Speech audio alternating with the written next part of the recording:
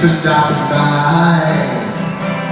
I hope you have a great one. I hope that you don't mind. I wrote this song just for fun. I know we haven't talked since this time last year.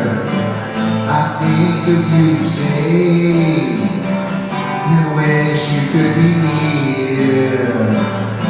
I don't wanna wait another day just for the chance to get to say I'm sorry if I hurt you, but you know I'll never know. I'm sorry if I hurt you, but you know I'll never know.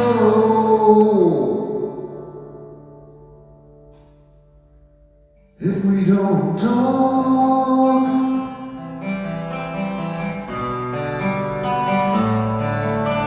don't talk.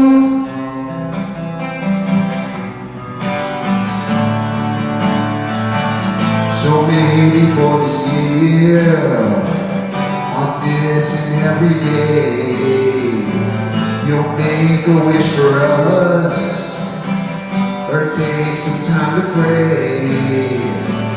Then when we talk again, we'll all be feeling great, and knowing we are friends as we communicate. I don't wanna wait another day just for the chance to get to say I'm sorry if I hurt you, but you know I'll never know.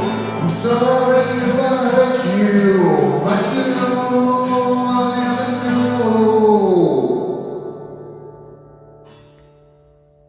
If we don't talk,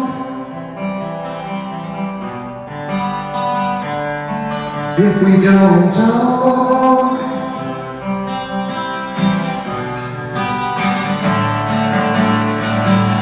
don't worry about the past. There's no one here on trial without some common ground. We'll be here for a while. I'll keep it to the truth. I'll keep it short and sweet. I'll say it one more time in case we never meet. I don't wanna wait another day just for the chance to get to say I hope you know I love you, but you know you'll never know. I hope you know I love you, but you know you'll never know.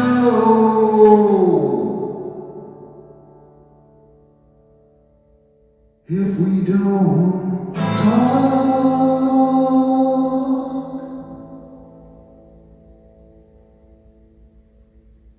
Today is January the 23rd, 2024, and I wanted to, first of all, send some well wishes out to some people I know. I know that some people I know are going through some circumstances that are challenging right now, and I have a feeling like we all are.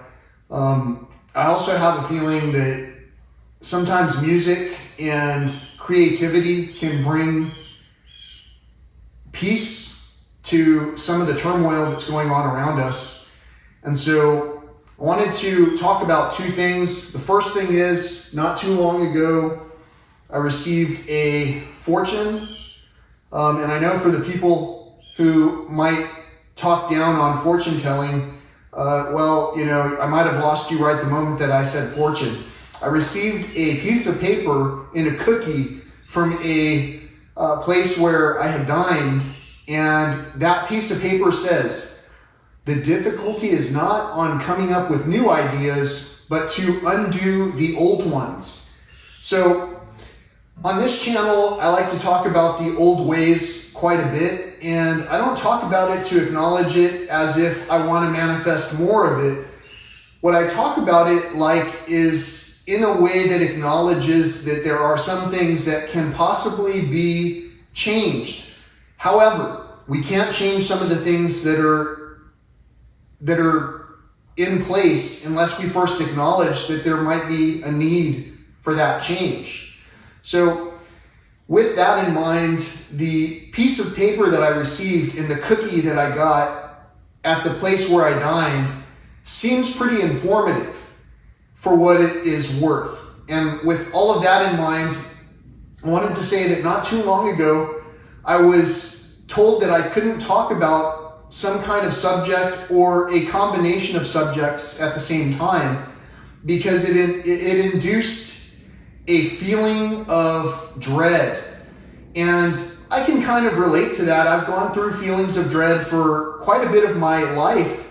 And that's something that I've just lived with, which has been reflected in my blood pressure, just as an example.